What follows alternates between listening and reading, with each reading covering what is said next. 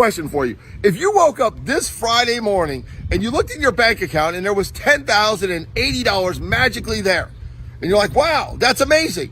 But the only stipulation is you have to spend it all in 1 week and it'll be gone. And then the following week, you'll get another $10,080 deposited, and so on and so on. You can spend it however you want. Or if you don't spend it, it disappears. Would you spend every cent every week, or would you allow it to be wasted and taken away from you? Well, guys, this Friday, you're going to wake up and there's going to be 10,080 minutes that God has given you for the next week. And you can spend them however you want, or you can simply waste them. Guys, I highly suggest that you spend every minute of next week doing amazing things, and don't allow 1 minute to be squandered, because you never know when God won't deposit another 10,080 minutes in your life, guys. Go out and live a great life. Welcome to the Bullhorn Betty Coffee Club.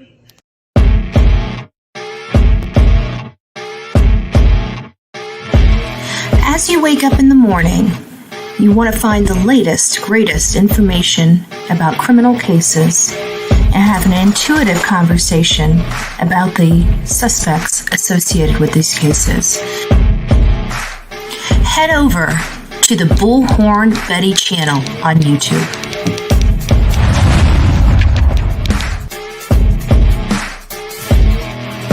Get breaking news right here on the Bullhorn Betty channel. Welcome to the Bullhorn Betty Coffee Club. Enjoy your stay and enjoy your day.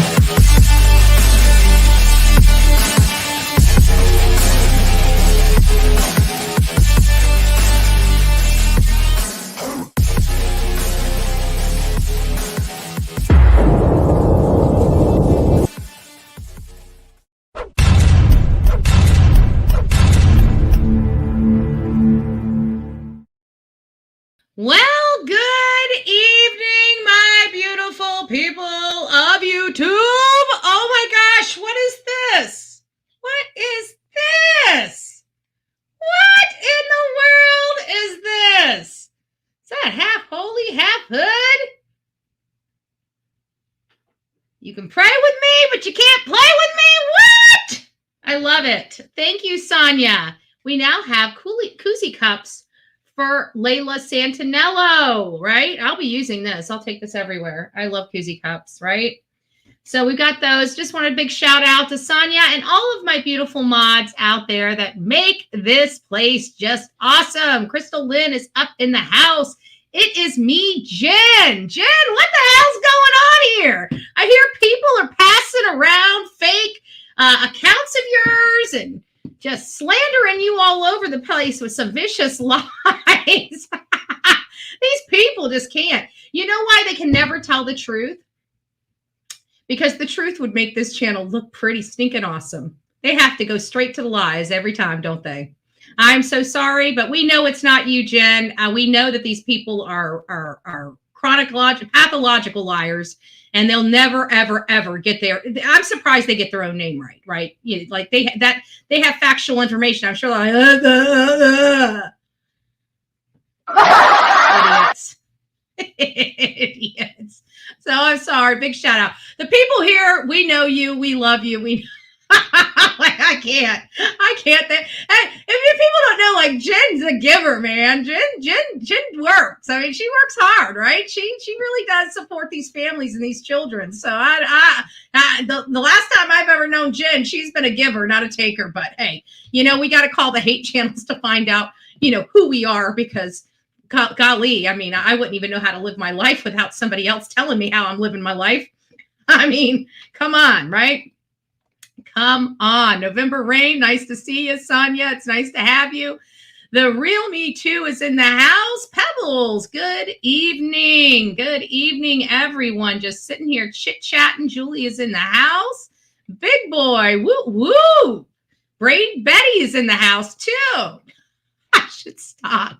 I love the humor. I know. Did you guys get that? Where's the thumbs up supposed to go? On this show or up your butt? I already knew who's gonna push the up your butt button.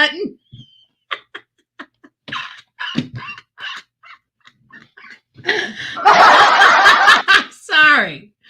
I have to have fun with it. Come on. It'd be kind of boring. Oh Lord, Sonia, our beautiful Sonia's in the house. You wouldn't know who made me this shirt, right? I mean, I don't know what to say. I'm wearing it tomorrow, right? You guys are gonna see me in my green shirt, right? Half holy, half hood. Looks good on Bullhorn Betty, don't it? I'm gonna be rocking out the green tomorrow, baby. I'll be rocking out the green. Be on the lookout. Be on the lookout, right? I want to tell you guys.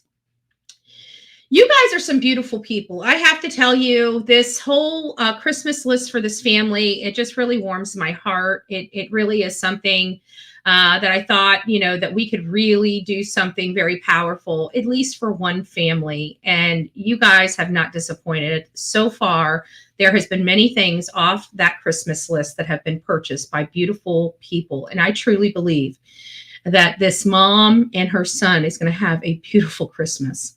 And it's fully in part of the gracious souls on the Bullhorn Betty channel that is making this possible. Because honestly, without you, I would not be able to do this on my own. I can tell you that.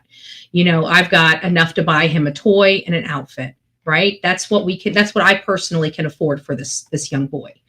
So obviously that would not be enough to make this a very special Christmas for him. And because of each and every one of you lovely souls and the beautiful souls that have already purchased from that, we haven't gotten the list done, but you guys have made a nice, beautiful dent in that list. And I went over to my neighbor, and I got to tell you, you know how I feel about emotions. I hate crying. But I have to tell you, I was teary-eyed because I told him, I said, I didn't know how well this is going to be, but something called my name at church. I asked the pastor gave us a family, and I'm just blown away. I'm just blown away by the graciousness. I really do. And I'm saying that literally from the bottom of my heart. So thank you for those that have already participated in this and the ones that are going to be participating in this. This is just a really good thing. And I can't wait. I'm so excited, that I almost want to be at their house. Right? Bullhorn Betty wants to see the boy open his gifts, right? I mean, it sounds crazy. But I do. I want to see him. I want to see that big smile. I want to see the smile on his mom's face too, just to know that she's going to be okay, at least for a little bit. We're giving her a little bit of the Visa gift cards to kind of help her. She can buy her. I really wish she would do something for herself, but I know moms. Okay. I know moms. I had my mom. Many of you beautiful ladies are moms out there. And when I heard that, when they sent me that over and all she wanted was prayers and everything else for her son, I just knew we had to do something special for her. So I really do hope she takes some of this money and does something nice for her. Go get her hair done, go get her nails done, go get a massage, something nice for her. But if she doesn't and she needs it for groceries or gas, I'm just glad that we were able to help and give her some of that, just a little relief, just a little bit of relief there. So thank you. I wanted to tell you that because I was blown away. I got an email and I got to tell you, praise God, because one beautiful soul really helped put a big dent in this list. Just one beautiful soul, and just God bless her for that. So thank you all. Thank you all for that. Angie, it's nice to see you. Kathy, nice to see you. Tammy Sue, good evening. Good evening. Oh, it's good to see you too, Julie. Julie, nice to see you. Let's see who else we have up in the house. Gigi for life. Hey, honey bunny. I hope you're doing well. Jules, good evening. James, it's nice to see you. TLC is me. Good evening. Good evening. If I missed you, I think we're getting close to the end. Let me just see if Stacy, it's nice to see you as well. If I missed one of your comments or I didn't say hi to you, I'm not being rude. I just want to give a big, huge welcome blanket. Good evening. I see Adrian. Nice to see you. Alabama Mama 4. It's great to see you. Tiana, it's nice to see you as well. So this is our evening show. Hey, it's me. Good evening. Good evening. It's nice to see you guys. So we were talking, I've been trying to have an evening. We were discussing it for months, going with an evening show. And I think it's really been enjoyable for people. So we talk about some topics in the morning. We kind of go over kind of the worldly stuff, right? All the new crazy stuff in the world. And then we have like an entree, right? And in that entree, it's usually like a normal case that we give you guys updates on, like the Brian Koberger, the what is it? We have Lisk, we have Murdaugh, we have Koberger, but we don't really get, because we only have 2 hours in the morning. And so this evening show kind of allows us to, work a little bit more with, a specific topic and stuff like that. And so this is no different. So when we were on our morning live this morning, we had some information coming in about Alec Murdaugh, and specifically related to the Stephen Smith case. Many of you know that I have been out to Low Country. I have been out to Colleton County. I was there when Alec Murdaugh was on trial for killing his wife and his son. I actually went onto the property and was standing right where Maggie and Paul lost their life. It was a very empowering experience, to say the least. And it was a once in a lifetime experience. Let's face it, this is a historical event. It's a stain, it's not a historical event that is a good historical event, but it is a historical event. We have to remember the Murdaugh family are one of the longest families that were the solicitor of any one community for almost 100 years. This is in the history books, folks. This is a historical case. This is a historical family. And so we were able to be there, and it was quite interesting. We've had a lot to say about Stephen Smith. Stephen Smith was when a lot of this stuff was coming out. I think it was predominantly Paul, when he got into the boat wreck and killed Mallory Beach and injured some of his other friends. He went through probably a really tough time because of all that. And then the whole suing and the financial crimes, next thing you know, they are deceased. They were killed, gunned down on their own property at their home in literally the middle of nowhere. Literally the middle of nowhere. They were shot and killed. And it opened up the door for them the investigators taking a deep dive into the family, taking a deep dive into Alec Murdaugh himself. And then it started uncovering this whole financial crime aspect and the bribery, the money laundering, all of this stuff. And then Gloria Satterfield. And then they started rewinding back. And then there was an issue with Stephen Smith. Stephen Smith had died in 2015, many years before Gloria Satterfield. It was like 3 years before Gloria Satterfield passed away. It was like 4 years before Mallory Beach passed away. And it was, even longer years by the time Maggie and Paul were killed. The mother of Stephen Smith, since he died, has said, look, there's something wrong here, because law enforcement, even though there was no debris field, and what do I mean by debris field? Okay, so no matter what, when you hit an animal, whether it be a deer, whether it be a fox, whether it be, other than a cat, like even a dog, whenever you hit something with your vehicle, something on your vehicle will most likely break, tear apart. When you take a human being and you run into them, you're going to have paint chips. You're going to have broken lights, front lights. You're going to have a huge indentation. You're on your hood. You're not talking about being able to hit somebody and not have something come off your car. There would be some type of debris there indicating that person was hit by a car. Even skid marks. Say it was an older car. I don't know if many people know this. Our newer cars break apart much easier than our older cars. One of the problems was people were getting very injured in their car with some significant internal injuries because the cars were built so strong. They could be hit and their car be fine, and they are not. But back in the day, cars were made of steel. I mean, they were heavy. They were very strong. So some of those things, you might be able to hit something, and maybe an old car might not fall apart on you, and might fall apart on you because it's old. I don't know, right? But you're typically, I mean, you look at even what's the Reed case, the Reed O'Keefe case, right? One of the things is that when she backed up into her boyfriend, which was a cop, and they're trying to say that it was other cops, you know, this whole whatever. Oh, thank you, says me, it's me, Jen, gifting a Bullhorn Betty membership. God bless you. There was the tail end lights that broke off, right? That's how they kind of were able to track it back to her.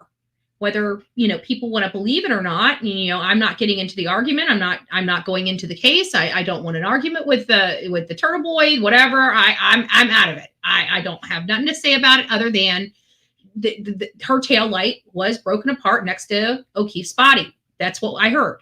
Do I know that for a fact? I do not. I'm not watching the trial. This is just what I heard. So do your own research. If I'm wrong, I'm wrong. So they're indicating that there's no skid marks, there's no debris at all that indicates that this guy was hit, and there's no other physical body damage from the neck down. When you're hit by a car, the car typically hits the torso area, okay, and the thigh area. You get a lot of impressions that can indicate what type of vehicle hit a person by the bruising that they have on their thighs and their torso. In some cases, like especially Jeeps. Jeeps leave a very specific mark on a body when it's hit. And so Jeeps, I think, is probably the easiest, for me, is probably one of the easiest bruising patterns that are noticeable.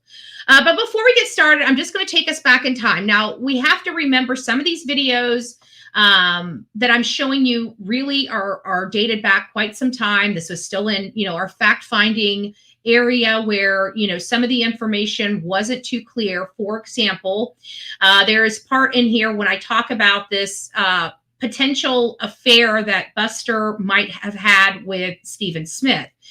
The reason why I said that is because at the time we were hearing rumors that this may exist. It didn't mean that it did. It's just that it's a possibility. Also, we heard after this was done and after I've questioned more people that it appears that the whole Buster and Stephen Smith rumor didn't surface until after Stephen Smith had lost his life. So there is the possibility that somebody put that rumor out there to deflect the focus of the case.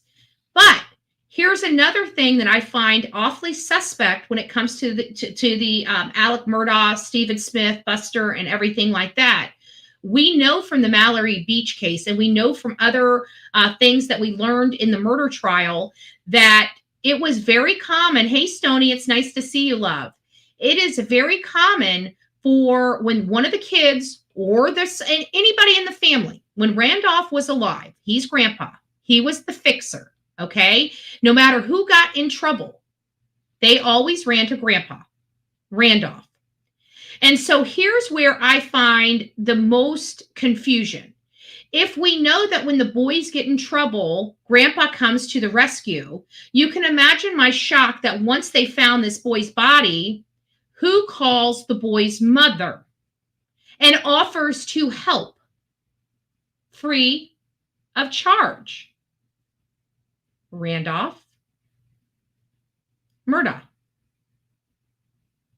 He was out there. He talked to the mother. So if we have a cleaner and we know he shows up on sites, like, you know, when his grandson drove a boat drunk and killed a young lady, who was on scene? Who went past the rope? It wasn't the families of the injured. The only people allowed in that area were the Murdaughs. I think that was very prejudicial, but I digress. But we do know Randolph is a fixer for the family up until he died. I just find that a suspect. So let's get on with this. This is just a couple minutes. We're going to go through a few videos. Then we're going to talk about Stephen Smith. We're going to read some articles, read some timelines, get familiar with Stephen Smith, and hopefully get some education on what really transpired that night with Stephen Smith, because obviously he was murdered. I truly believe that this man was murdered. Now we need to find out who did it.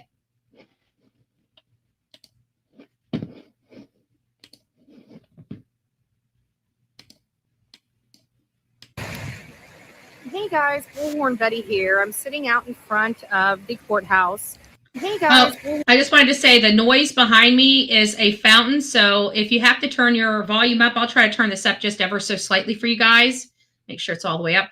And hopefully you guys can hear it well, but you're going to have to listen, because even no matter how high I turn this up, you're still going to hear that water running behind me. Bullhorn Betty here. I'm sitting out in front of the courthouse here in Colton County, South Carolina. I'm covering the Alex Murdaugh case. Many of you guys know I covered the Idaho 4 as well. And while there are very distinct differences in the case, you're wondering what the noise is. I'm peacefully watching the fountain. But there was much notable differences in both of these cases, where they just don't even probably equal each other at all.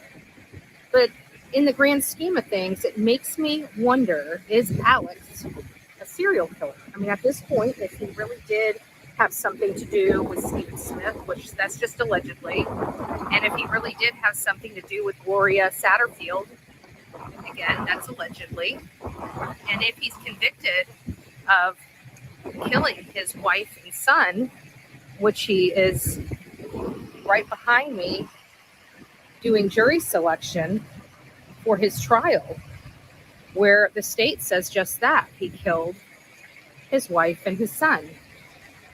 So if all four of these things happen to be true, wouldn't that make Alex Murdaugh yet another serial killer? I mean, by definition, it's multiple crimes, it's multiple murders. We have that here.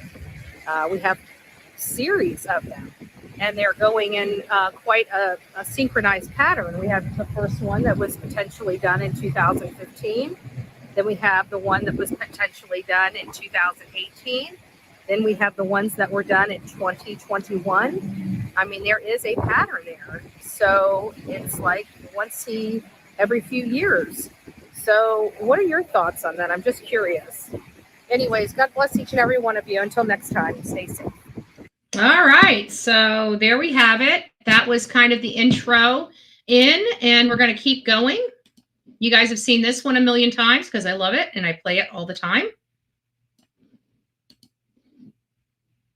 Fearful for your life if you believe the killer out there? Absolutely. State versus Richard Alexander Murdaugh, defendant. Indictment for murder. Did you lie to Agent Owen and Agent Croft? I did lie to them. Guilty. Verdict. So this is a weird phenomenon that I'm seeing with Buster. Is he completely in denial? Or does he truly believe that somebody's out there? I'm sorry, but I'm not convinced. Check this out. Are you fearful for your life if you believe the killer out there? Absolutely. I think that I've set myself up to be safe. But yes, when I go to bed at night, I have a fear that there is somebody else still out there. Docket number 2022 GS 15-00592, the state of South Carolina, county of Colleton, in the Court of General Sessions in the term of 2022, July, the state versus Richard Alexander Murdaugh, defendant. Indictment for murder. Guilty. Verdict. Is that you? On the kennel video at 8:44 p.m. on June 7th, the night Maggie and Paul were murdered. It is. Were you, in fact, at the kennels at 8:44 p.m. on the night Maggie and Paul were murdered? I was. Did you lie to SLED Agent Owen and Deputy Bart Rutland on the night of June 7th and told them that you stayed at the house after dinner? I did lie to them. Did you lie to Agent Owen and Agent Croft on the follow-up interview on June 10th that the last time you saw Maggie and Paul was at dinner. I did lie to them. And in the interview of August 11th, did you tell Agent Owen and Agent Croft, did you lie to them by telling them that you were not down at the kennels on that night? Yes. Guilty verdict. I want to personally thank you for watching this video. Please don't forget to like, share, and subscribe. Thank you and God bless. Okay, so that is that one. Let me get this. We got another one, and then we are going to talk. This one's going to be a little bit longer, folks. I've been trying to get these commercials where they only go on after this is done, and there's an automated way, but it's not supposed to be interfering with this show. And I noticed that I heard some people saying, so I've turned them off completely, and I'll go back and add them later. So you guys shouldn't have any more interruptions.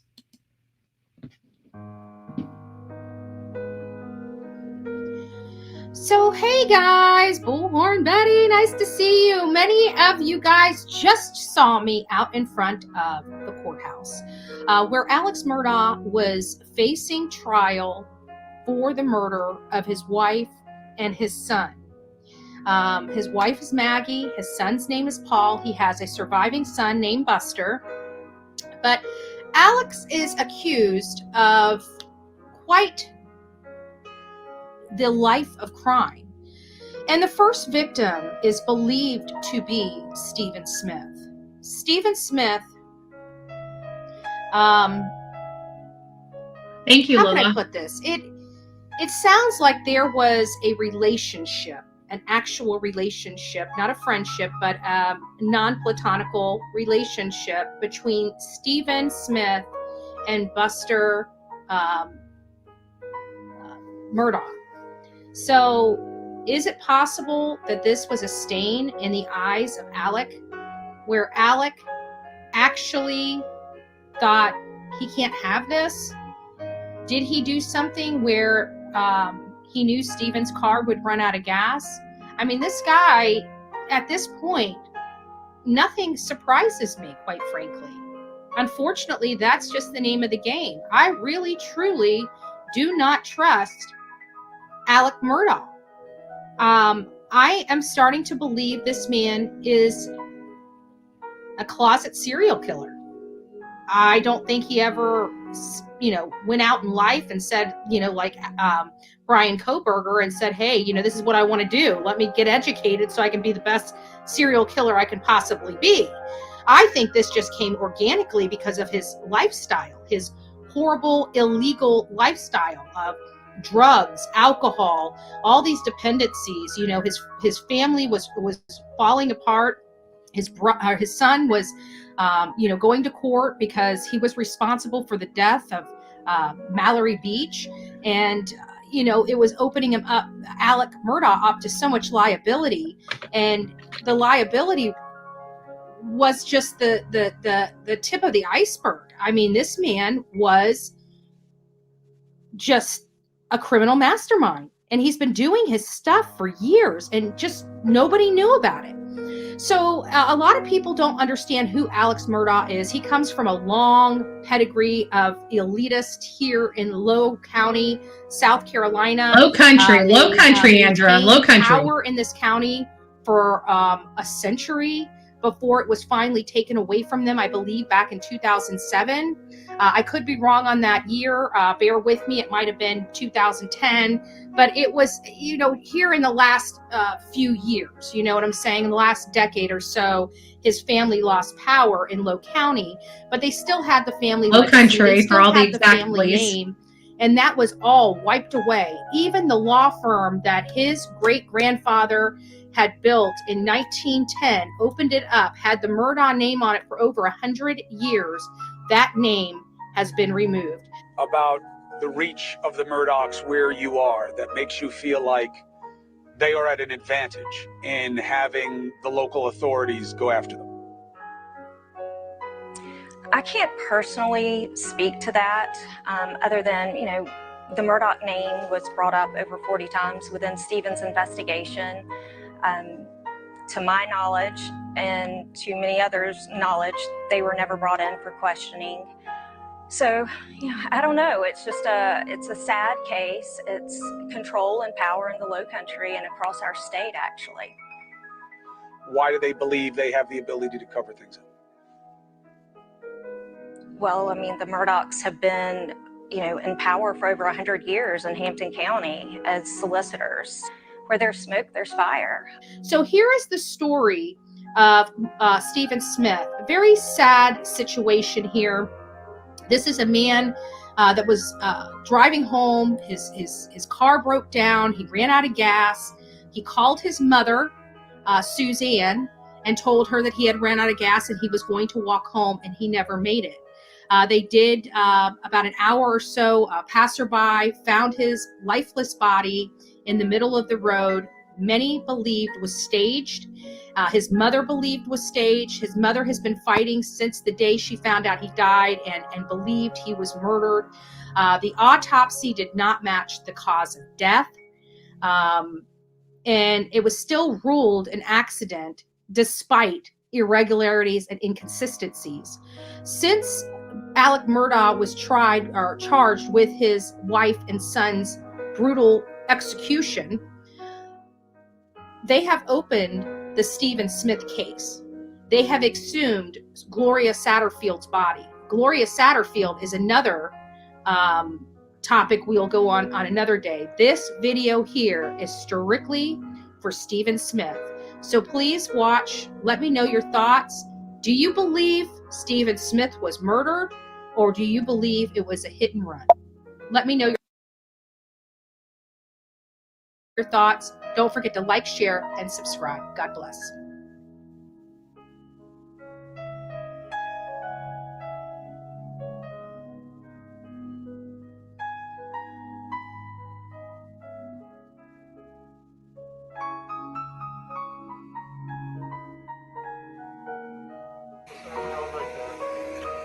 And there's his memorial. Sad bodies.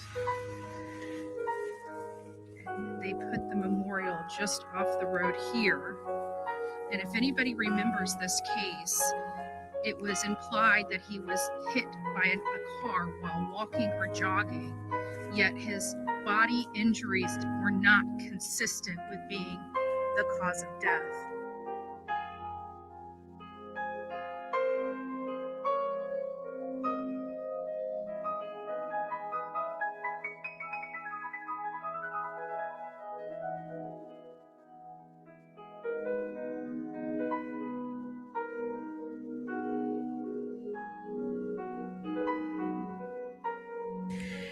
And there, right there, is where his memorial is. And right there is where he laid dead. So sad.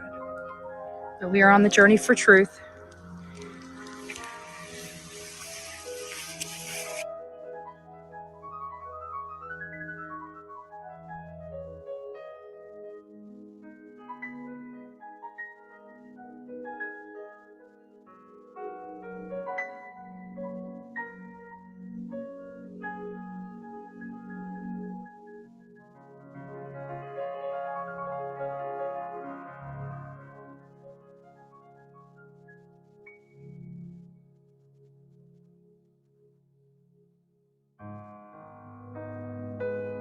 Asking a heart attack. So there's the father, Stephen, and little brother. What a shame. Family devastated. Just devastated. So sad. Very sad. So as you know, that was about Stephen Smith. One last, and then we're going to start getting into some more information related to the Stephen Smith case. For example, this is where we're going to start learning about what happened, to Stephen. So you're going to learn just a little bit more here in just a few moments. Ashley, there were a number of people who had their hands in those early days of the investigation. One of the names we most often see in that report is Dr. Ernie Washington. He was the Hampton County coroner at the time. He was one of the very first people at the crime scene when it was originally declared a homicide, and he was also one of the very few people that was actually in the room during that original autopsy. Today, I went out to try to find Dr. Ernie Washington and ask him what he remembers about that day. Retired and well into his 70s, Dr. Washington didn't answer his door when I knocked. His neighbors tell me he had a stroke a few years ago and mostly stays quiet at home. But when I knocked on his son's door, he answered. He wouldn't tell me how I could reach his father, and he had to remain secretive about the details he was privy to. But he listened politely as I made my case as to why his father should speak up and share his memories. I understand that you need to be careful about what you say, but obviously, like, there's so many details about that original autopsy that are missing, and so being able to speak to him about that would just be super valuable. I do understand that. But he's not able to be reached at this time. Your father is, it seems like he always had his head on straight during that period where, you know, there was a lot of conflicting reports and a lot of hands in the pot. And that's why I came today, is just to get his side. I appreciate you for that. But he's retired now, and we're just trying to keep him calm in the midst of his retirement. So, but I will be sure to give this to the family. With all the stuff that's going on around here, we need to know. Everybody needs to know the truth. But that's what I'm here for, okay? Did you catch that at the end? I want to repeat it for you. He said, with all the stuff that's going on around here, everybody needs to know the truth. Basically, what I'm getting is that there are still so many people here in this community who are holding their information close to the chest. But it's the Stephen Smith family who's pushing everybody who knows anything to come forward and share their truth. Thank you for watching. So there you have it. And lastly, this is going to be the bomb breaker. This is the, you know, this next video, you know, even in my storyline when I was out there, you know, learning that the family believed that Stephen Smith was staged out there, just because they say it doesn't make it so. And I think that this video here really does kind of explain the injuries. And it's very fascinating. I'm going to let you play it, and we're going to discuss this one because there's some oddities, you know, about his injuries and what could have caused them, because she's going to eliminate a very specific weapon that I think many of us thought was used. So without further ado.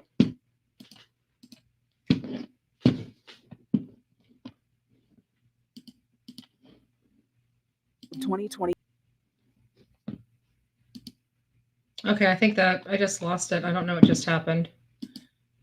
But either way, you guys got the gist of that. Okay.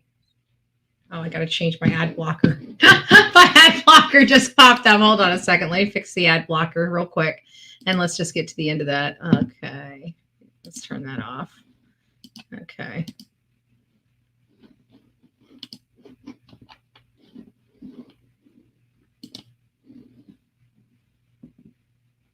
I think that might have been the end of that segment, though, for whatever reason. Hold on, there we go. Let's see where we're at.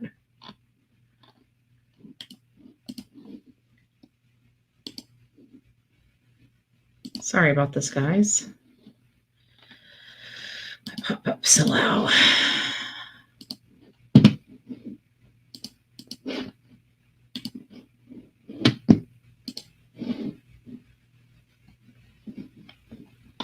It's sending me to a live. I don't want live. I want my stuff. It's not letting me go back in. I think we got the gist of it. So what we did learn is that it was it wasn't a a baseball bat. So what could have made, if he has a linear fracture in the back from him hitting the pavement, and he's got one that's coming this way or up, what would cause that without leaving an impression from him being struck with something? It seems, I don't know how you guys feel about it. Thank you, American Honey. I don't know how you guys feel about it, but what would make, do we have any medical professionals in the chat or anybody that's a nurse, an LPN, or anything of the sort? Maybe you guys can help me here. A truck mirror. Interesting. But I would still think it would have, well, it would have left debris, I think, because the mirror would have broke. Good thought. Good thought. Yeah, because I didn't think about that. That's definitely a good possibility. But I would think that maybe there might be some glass left behind if that were the case. You know, as I was listening to it, and one of the reasons why I brought that video here to you guys is because it really did explain some things. And I started thinking about what could have happened. And I go back to an experience that I had. Okay. I hate putting my personal business out on YouTube. I hate it. I hate it.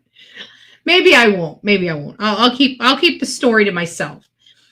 But what if? And I let me see what do we remember what is toxic? I forgot to look this up. Stephen Smith, Murdaugh, toxicology.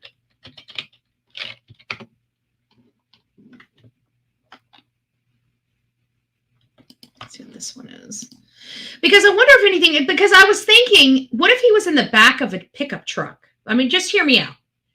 What if he was in the back of a pickup truck, or maybe something not nefarious. Maybe they were all just goofing off and were under the influence of alcohol, and it really was an accident, like he just fell out, but they drove off instead of rendering help or something like that.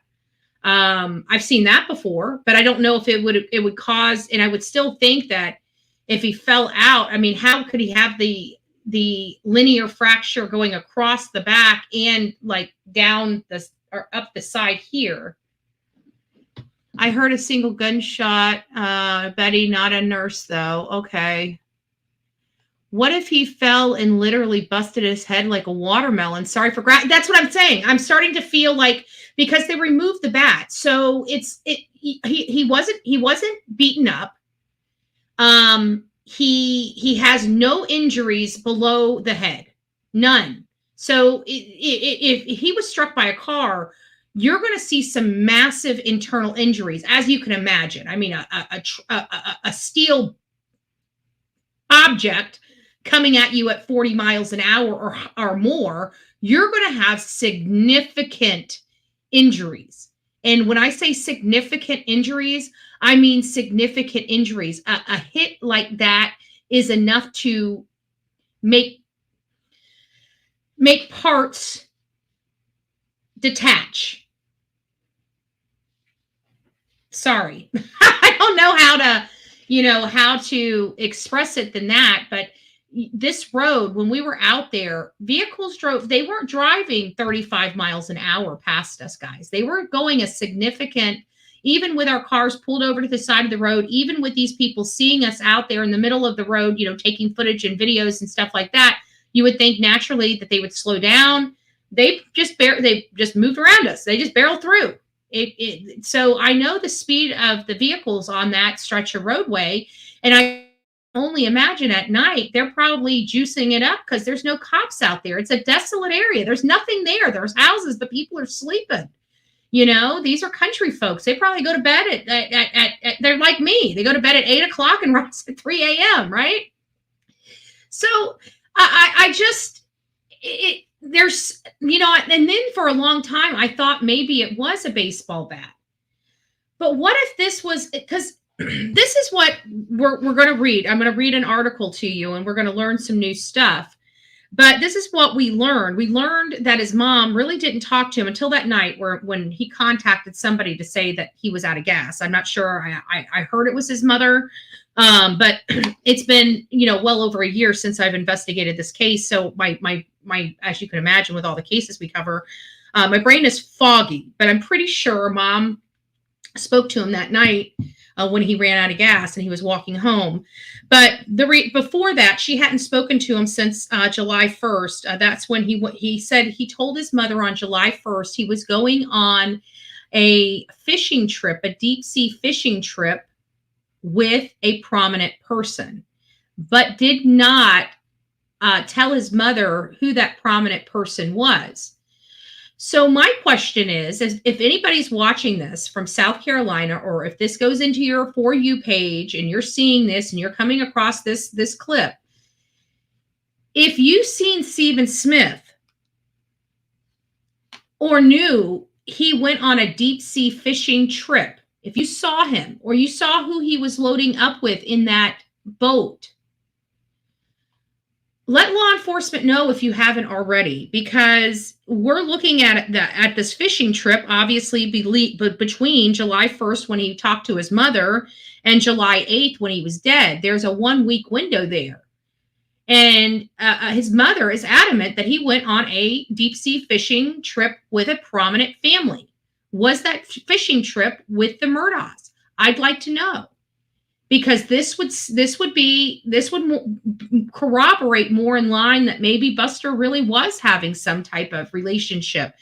But when I was out there looking into the facts of Buster, because, at the end of the day, we really want to know. I don't want to be up here, talking about something that we heard and not look into it, especially something like this where there might have been a relationship, because to be honest with you, we know how that is, right? You have a better chance of being killed by somebody you know than somebody you don't know. So, and especially if there was some type of love triangle there, or some type of heightened emotional level there, and there was a fight or something, it's possible that could have pushed somebody over the breaking point, especially if maybe things were going south, or maybe he wasn't accepted on that fishing trip. Maybe the family knew there was more going on. We don't know.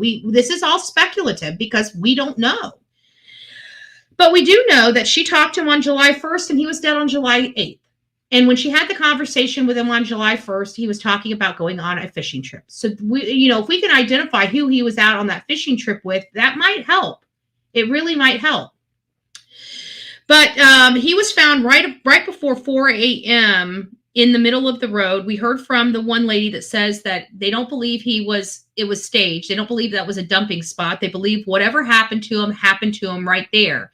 Is it possible he was out with, and I'm looking at this because, we've been looking at this from a murder angle for quite some time, but if we look at it from that lens, we have to have a murder weapon. There's no murder weapon. There's no car. The car's not the murder weapon. The bat's not the murder weapon. He wasn't shot. He had no injuries on his body from the neck down. He only had cranial injuries, and they weren't patterned injuries. It sounds like his head was slammed against the ground. It really does. I keep wondering if maybe, and it could be something else, it could be more nefarious. Somebody could have walked, could have picked him up, and somebody could have shoved him out of the back of the truck or shoved him out of the vehicle. He would have hit his head. He would have stopped right where he was and have minimal road rash. But with that bat being removed as a possible weapon, and they're basically saying there's no weapon that was used, his head just split open. I would even think that the hitting of the concrete would have made an indentation. But as we heard, when he hit the back of his head, it made the same type of linear fracture of his skull. So that showed me that him hitting his head really hard on the concrete wouldn't make an impression. It would just have the linear fracture. So it seems like his front of his head had to have hit something hard. But I do think if we were to look at this, in all reality, it is possible that there is no murder here, that this truly was an accident that maybe young kids were involved in and got scared and left him there. unattended. Maybe they stopped the truck and checked on him and knew he was too far gone and just didn't want to get in trouble. Maybe Buster was in that car with them, or Paul. And that's where Randolph ended up showing up at the scene because, oh crap, a kid fell out of the car. You know, the fixer's coming to fix. But the idea that as I'm reviewing this, the idea that he was murdered is starting to, you know, and I don't know how he got on the road, so there's still that possibility, but it's starting to lessen in my eyes in reality. If there was the baseball bat, we know he was murdered. Something to think about, right? It's just a perspective. I think this kid was murdered. Something happened. He didn't just wind up in the middle of the road dead. He was in his own car, so he wasn't with a group of people. We have to look at it like that. How in the world could this man have two huge, major fractures where his, like somebody said, you know, like an exploded melon, you know, like it, you know, maybe this really is. I mean, people need to be held accountable because they left the scene. They let this man, you know, I still feel like there is a crime here. And there might be a murder crime here. I don't want to throw that off, but I'm just saying that we need to look at this in a different lens as well, because those fractures aren't in line with him being attacked. They're not in line with him being beat up. They're not in line with him with anything. They're not in line with him being hit by a car. So now we've got to start thinking about what could cause that. I think he fell out of a vehicle or was pushed out of a vehicle or thrown out of a vehicle. I really do. So let me look at this tox report here and see if he was under the influence of alcohol at the time. So let's just read this. I just pulled it up. I didn't read this before this because I had other stuff I was looking at and it just came to my mind. So let me see here if we can find. Okay, so here, I'm just going to start in the middle. It says Smith's body was exhumed April 2023. A second autopsy was being conducted with forensic experts. Several forensic experts were present. Dr. Kenneth Kenzie is qualified as an expert in South Carolina Courts of General Sessions and the United States District Court with bloodstain pattern footwear examination. Dr. Michelle Dupree is an expert, a retired forensic pathologist, a former law enforcement officer, and a professor at the University of West Indies in the Master of Science program in forensic science. On April 4th, the second autopsy was declared a success. They say that they did collect evidence. It was good, very good documentation, and everybody was upbeat about the information that was collected. And that's not always the situation when you exhume someone after many years. In the podcast True Crime Today, Tony Bruschi, I think that's how you pronounce the name, and Scott Roeder discussed forensic evidence from the two autopsies that were conducted for Smith. The Hampton County coroner, Dr. Ernie Washington, determined at the scene that Smith had been shot. The sheriff and the first responder on the scene both indicated in their initial report that there was no debris of any kind of an automobile accident. When the first official autopsy was performed, Dr. Erin Presnell, the manner of death was declared a hit-and-run auto accident based on the information possibly provided to her. And this is where I start thinking that, you know, the fixer, Randolph, might have showed her, made a visit to her office. Something changed. A doctor knows. I can't imagine a pathologist making these terrible reporting decisions. It was based upon possibly information that was provided to her. The coroner at the scene, the sheriff, the first responders all stated that it appeared as a manner of death was a gunshot wound. Well, we've learned from the autopsy, he wasn't shot. But only when the first official autopsy took place is when it was ruled to be a hit and run. During the podcast, Bruschi asked how often do conflicting reports like the manner of death for Smith from two different experts happen? Roeder explained that there can be conflicting reports, but often they're due excuse me, but often they are due to there being disagreements as to how to interpret the same facts. But usually it's an aspect of angle and placement. However, it's not common for two medical examiners to come to two different determinations of manner of death. The disconnect between the doctor's manner of death findings is very rare. The follow-up questions Bruschi asked to this is, how can you determine a gunshot wound to the head versus an impact wound? Roeder has experienced in investigative shootings and car accidents, so he is able to discuss how the two crime scenes would appear differently. If an individual's manner of death is caused by a gunshot, determine what type of gun was used in the shooting. For accident, people can receive huge head trauma. On the past case Roeder investigated in Georgia, a victim was hit on a dark road by accident by a car going 35 miles an hour. The victim of the case received massive fracture to the back of the head.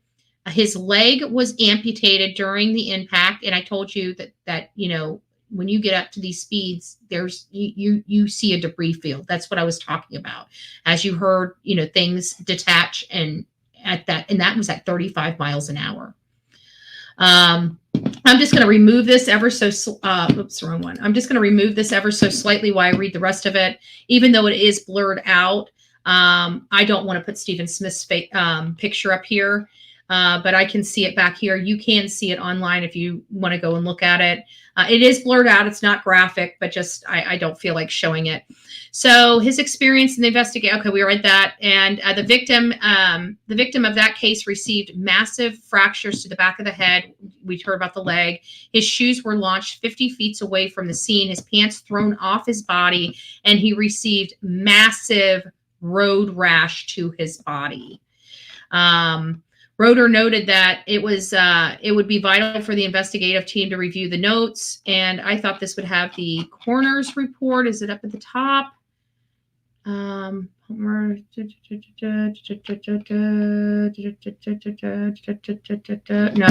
me go back and see if I can find another report that might have it. I just kicked my screen by accident. Let's see what this one says. Slain teen. Details of the recent autopsy are slowly emerging, but Smith's family and the concerned public is still waiting for official results and answers in the 8-year-old unsolved killing. I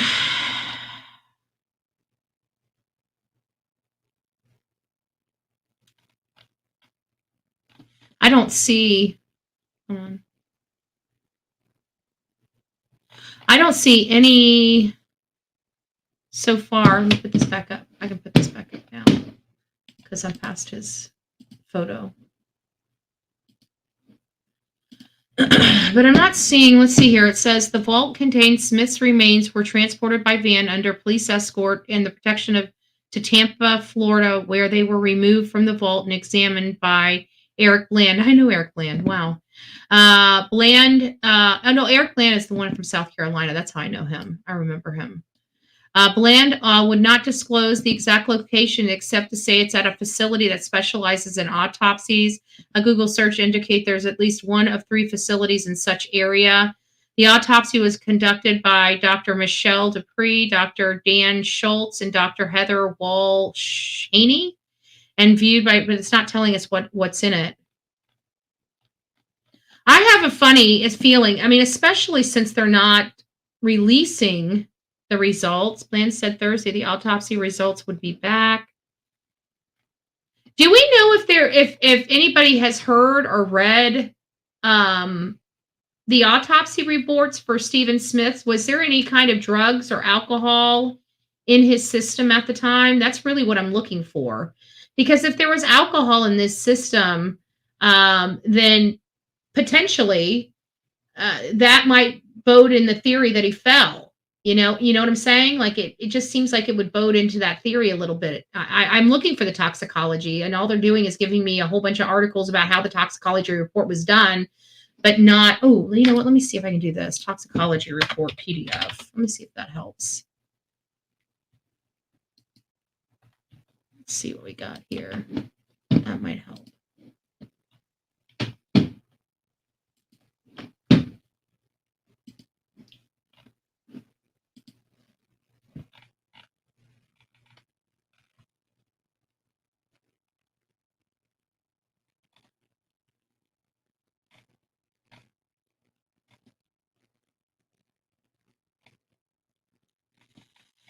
It keeps putting toxicology into the titles, but I don't see any toxicology. Oh, here we go.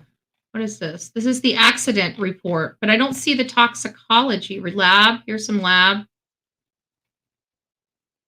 This is the autopsy report. Let me pull this up. Give me just a second. Let me pull this up and we'll blow it up.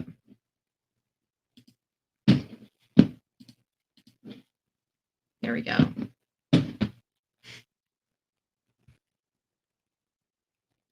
You guys see that? Okay, good. Move it over ever so slightly. There we go. So it says he had extensive skull fracture. He had a cerebral contusion, skull fracture, scape, and subglemal hemorrhage, right forehead laceration and posterior undermining, irregular abrasions and contusions on the right and left arms. Right shoulder was dislocated. That would be in line with falling. Blood and airway. Head x-ray, no projectiles. His toxicology was negative. Post-mortem toxicology, negative. And this was the first one. I don't think the toxicology would change.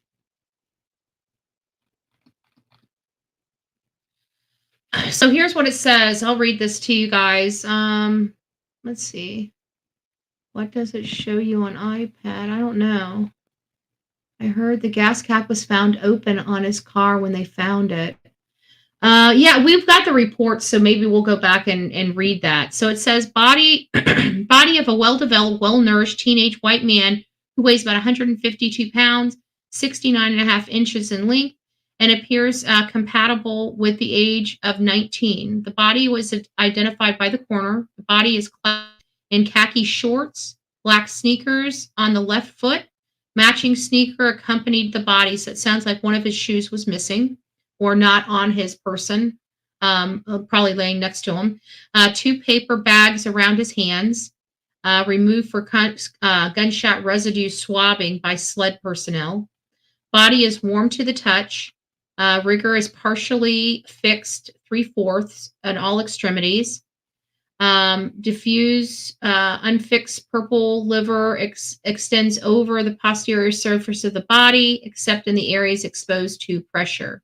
The scalp hair is blonde and up to 5.5 inches in length over the crown.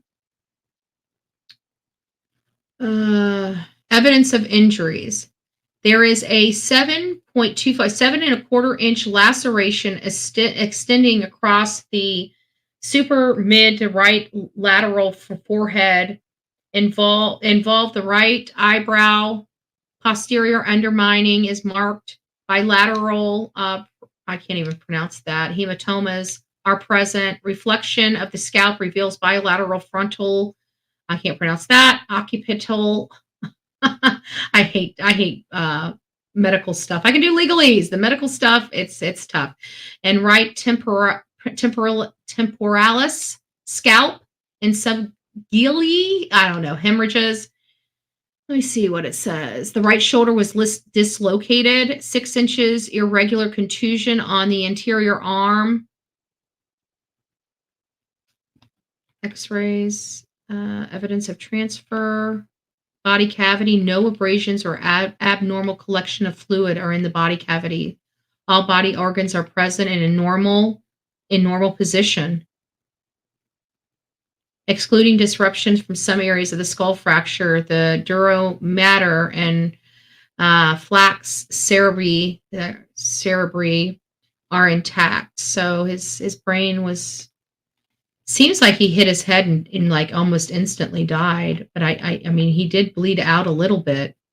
And they're not saying that blood pooled outside of a little bit of blood in his head. So that tells me there wasn't really a whole lot of blood pumping for a long period of time. So he died fairly, just in my assumption. Again, I'm not a doctor. I don't know. But in my assumption, with the amount of blood there and the fact I just saw the photo, and the fact that he didn't have a whole lot of blood in his head and everything was not in its position in his body. It sounds like whatever happened to him, he died fairly soon after those injuries, if not immediately. So again, a dislocated shoulder. Now we have a dislocated shoulder, a cracked skull front and back. It was a sudden hard hit. Yeah. So I'm starting to see a little bit of a clearer picture, here. It could be one of two things. We're back at, could it have been where he was murdered, or was this a terrible accident that a bunch of kids were involved in? And I'm starting to feel like, in my heart of hearts, the more I read and study into the Stephen Smith case, that this looks like a terrible accident. And I think he fell out of something. I really do. Maybe it's possible that he was picked up, and he was getting a ride home, and maybe the people in the vehicle were drunk, and maybe he was sitting on, some people sit on the edge of the truck as they're going, and maybe the person just gunned it just that second and it knocked him off, and it was all over but the crime. I think something like I'm starting to think something like that happened here. And again, it comes back to the fact that there's no impression of a baseball bat. There's no impression that this is all just here. No impression of a baseball bat, no impressions that he was hit by a vehicle. It looks like there was no information that this was staged or he was placed there. So, and he died right where they believe he died. So something happened right there. And think about it. He's slap in the middle of the road.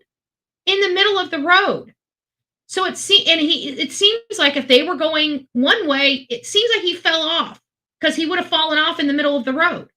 He would have fallen off in the middle of the road, or if he was on the other side of the truck, he would have fallen more into the side of the path, the grass patch on the side.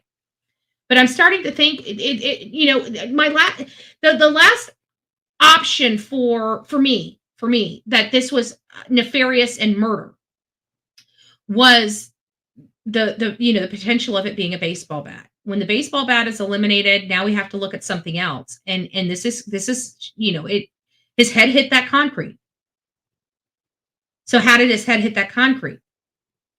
He has no disturbance so it's not like he got into a fight with somebody, because you would see those, if he got beat or somebody took his head and smashed it on the ground, he would have more trauma on his body. He has no trauma on his body. None. It's just all in the head. And I'm thinking, I don't know. If you guys agree that seems like a strong possibility, based on what we've read here, put a 1 in your chat. If you're still thinking that this is murder or something else, not necessarily murder, just something wildly different. If you think that it's not, put a 2 in the chat. There's no right or wrong answer with this question. I'm just trying to gauge the audience here to see, what's what with the audience. Okay, thank you. Thank you, The Real Me Too.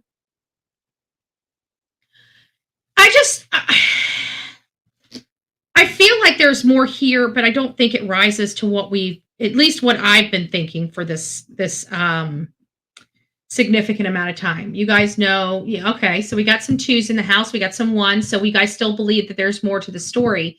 So I guess for my 2s, this is a question for all of my 2s in the chat right now. For those that believe that there's more to the story, do you believe that it's murder, that somebody murdered murdered Stephen, or do you think that it's something else? So put a 3 if you think he was murdered, and put a 4 if you think it was something else. So I know, because I put 2 things into that one. So Moonlight Magic, it's nice to see you, love. Okay, so it is a plausible, at least it's a plausible explanation. It's something. Okay, so 3. So you guys think he was murdered. Murder. Okay, a couple people think it potentially may be something else. 1, not Murdaugh, related to regards to the deed, for sure, in the cover-up. Okay, yeah, Leaf Lover Liz, yeah. Hey, Cindy, it's nice to see you, love. Okay, so it looks like at least the people that did choose, the majority of you guys think that he was murdered. So we're still on the murder thing.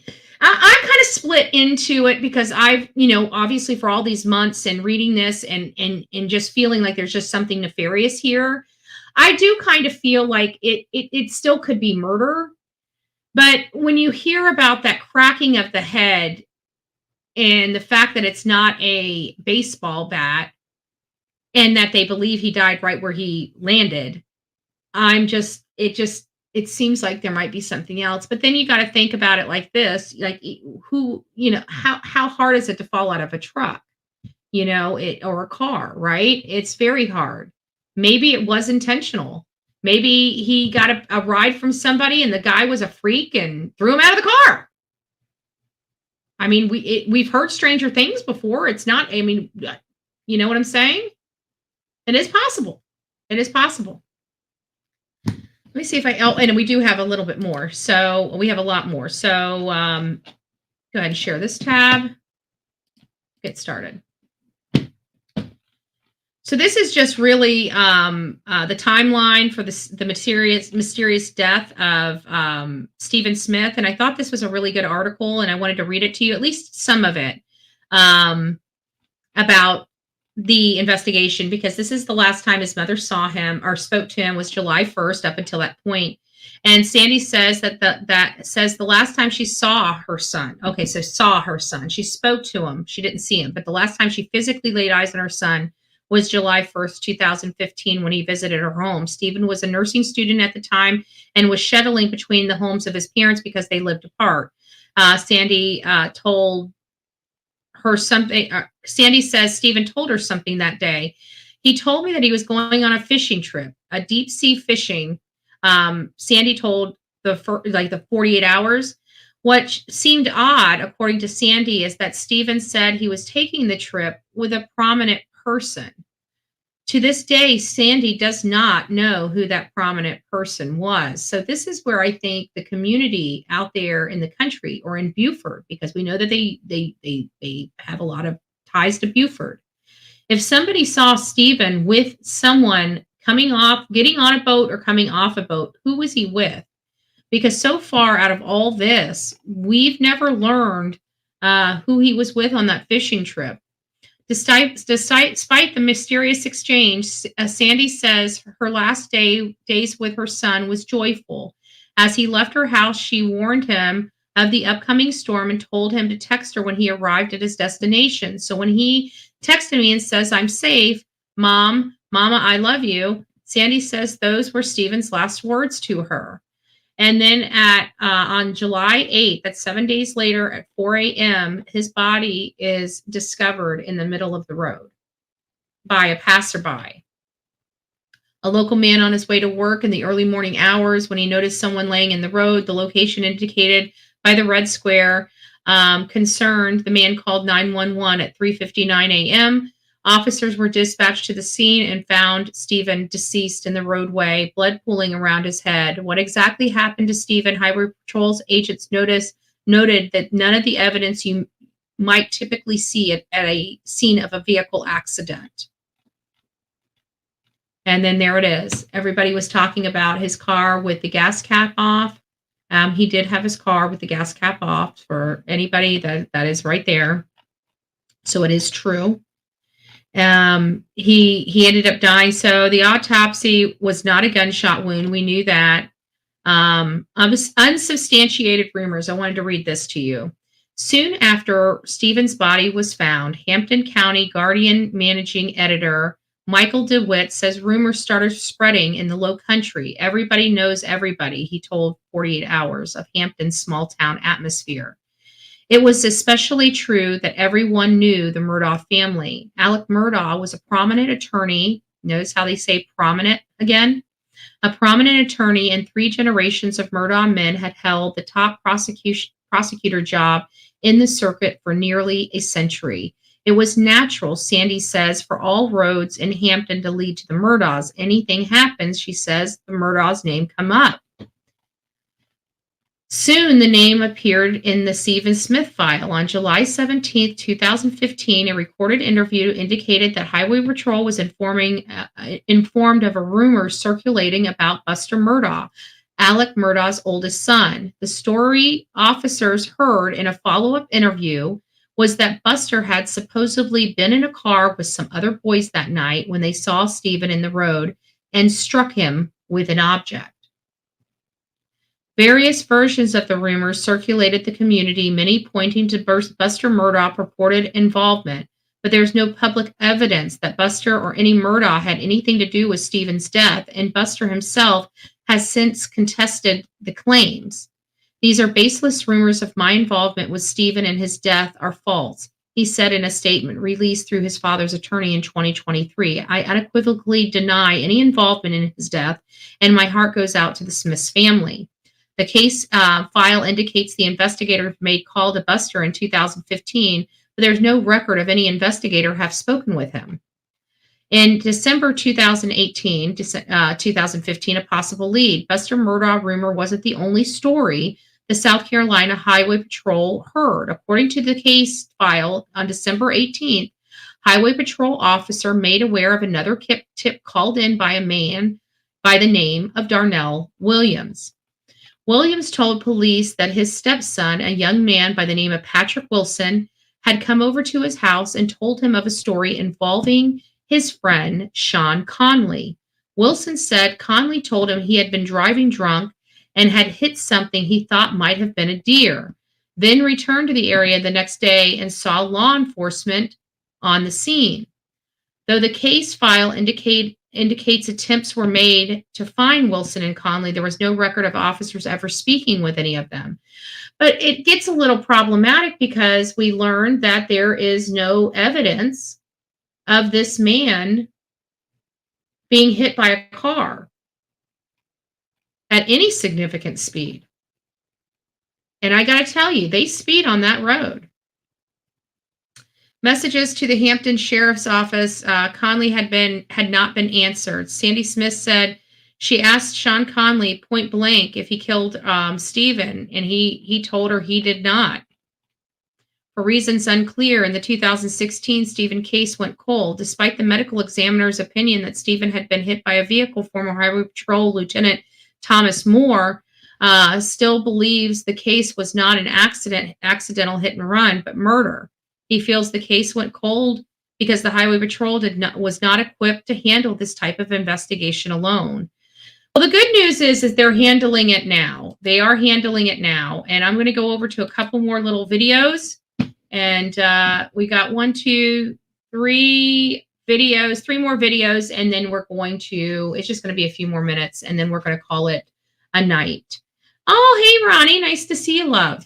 Nice to see you. And all the new people that have come and learned something about the Alec Murdaugh case, please don't forget to like, share, and subscribe to my channel. We go all over this country to these crime cases. We're about to go do a search for Layla Santinello and Halin in Kingsport, Tennessee in the next few days. And then we'll be at Leilani's hearing for whatever her motion hearing is on the 8th. That's kind of where we're going to be. So just FYI. Alec Murdaugh's defense team is claiming that the clerk of court, Rebecca Hill, tampered with the jury by advising them not to believe Alec's testimony and other evidence, that Ms. Hill pressured them to reach a quick verdict and misrepresented critical and material information to the trial judge in an alleged effort to toss a jury she felt would favor the defense. The defense believes Ms. Hill betrayed her oath of office for a book deal, money, and fame. In the motion, the defense argues Ms. Hill advised the jurors not to be misled by the evidence presented by the defense or fooled by Alex or his testimony. According to the defense, Ms. Hill had frequent private conversations with the jury foreperson. Most alarming, defense is alleging the clerk of courts actually asked jurors for their opinion during the trial. In fact, they are claiming Ms. Hill actually faked the entire Facebook post hoax to toss a juror and failed to allow the jury smoke breaks during deliberation, which forced the jurors to come back with a quick not guilty verdict. So what are your thoughts on all of this information?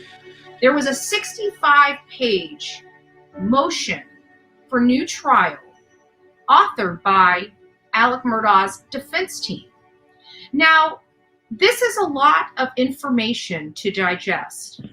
And I have to be honest, some of the information in the affidavits are questionable. How is this going to play out? I'm interested in your thoughts.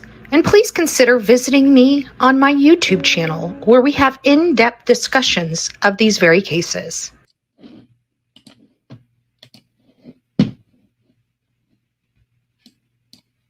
The allegations in the petition filed today speak for themselves. We request that SWED stand down, since they are heavily invested in maintaining Alex's convictions. Bullhorn Betty here. I just got done running a live on my Bullhorn Betty YouTube channel just a few minutes ago. We just got done doing a live on Alex Murdaugh. If you guys recall, Alex Murdaugh is serving 2 life sentences without the possibility of parole in connection with the murder of his wife, Maggie, and his son, Paul. What do you think about these new allegations against the clerk of court? Do you think that this is possible all over a book deal? Check this video out. This is the press conference Alec Murdaugh's defense counsel put on today. Today, Jim Griffin and I filed a petition based on newly discovered evidence with the South Carolina Court of Appeals to stay Alec Murdaugh's appeal while a hearing is held on a motion for a new trial. Concurrently, we've sent a request to the South Carolina U.S. Attorney to open a federal investigation into the violation of Alec Murdaugh's civil rights. The allegations in the petition filed today speak for themselves, but we believe they explain a number of peculiarities in the 6-week trial. Alex Murdaugh maintains his innocence in the murder of Maggie and Paul and believes the truth will ultimately prevail. Jurors must be free from outside influences and must decide the case solely on the evidence presented in the courtroom, subject to the rules of evidence, subject to the rules of the court, and most importantly, subject to the crucible of cross-examination that's guaranteed by the 6th Amendment to the Constitution. And lastly, we are going to go behind the scenes of the Murdaugh, behind the gates. With his upscale lifestyle and such.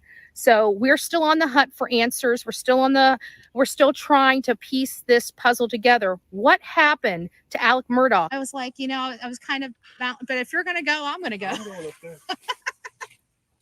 I've been out here a million times. Have you? Now, where did he actually live? Back there, you go the gated entrance and you drive straight. And that's the main house? Yeah, well, that is the house. You can't see it from the road. Okay. But these metal gates were just put up after the murders. Gotcha. Anybody could have driven in any time. Yeah. Wow. Stop right there. I'm going to just call this. Okay. You don't mind. No.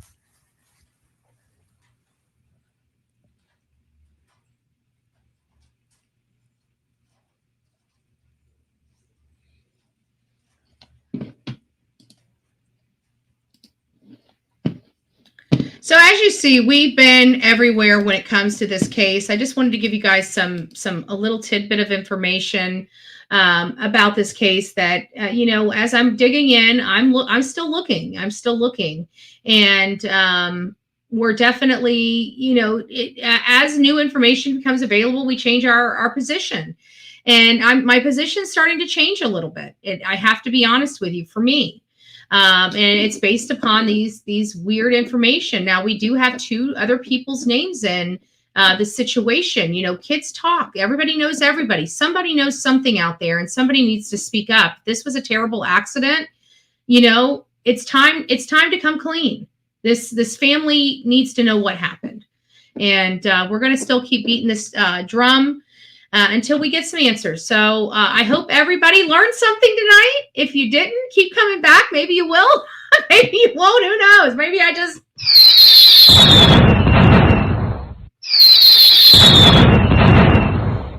Oh, Lord. And please don't forget, we have a beautiful 8-year-old boy that we are shopping for Christmas for. And the Amazon wish list for this child's Christmas is that right there. If you would like to participate, we can use all hands on deck and make this just an amazing, beautiful, lovely Christmas. Oh, I didn't even see Big Boy. Can we take a moment to appreciate the... Oh, Big Boy. I knew with the pigtails. I'm going to have to start checking and see when you come in. When you come in, I'm going to have to go to the bathroom and get some pigtails. I just got... Thank you, love. Thank you. God bless you. God bless you. So, but that's it. That's really all I had for you. I hope, like I said, you guys learned something. I hope it was unpacked in a good way for you guys to follow, and especially the replay crew as you guys follow this case. Don't forget to comment and let me know your thoughts. There's no right or wrong answers here. We're still just looking into the case. You know, I'm just starting to see something a little different personally. That's all. That's all. All right, guys. God bless you. Have an amazing weekend. I will be here with you guys 6:30 in the morning. We're doing 2 shows now. It's very easy to remember, 6:30 in the morning and 6:30 at night. And if you can come to one of those shows, please do. We always have something going on here on the Bullhorn Betty channel. Don't forget to be fearless. If you see something, say something. An ounce of prevention is worth a pound of cure. And until next time, please be safe and kind to one another, especially in the comment box below. You never know what kind of day somebody's having, and you could actually turn around and make a better day for somebody else. So please inspire before you expire, or inspire before you expire, right? That was one of our mods' names at one point. I'd love it. And let's do some good. Let's do some good. Guys, you take care.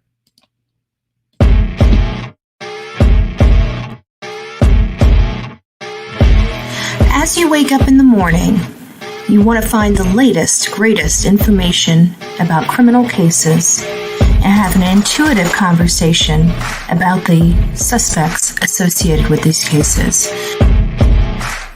Head over to the Bullhorn Betty channel on YouTube.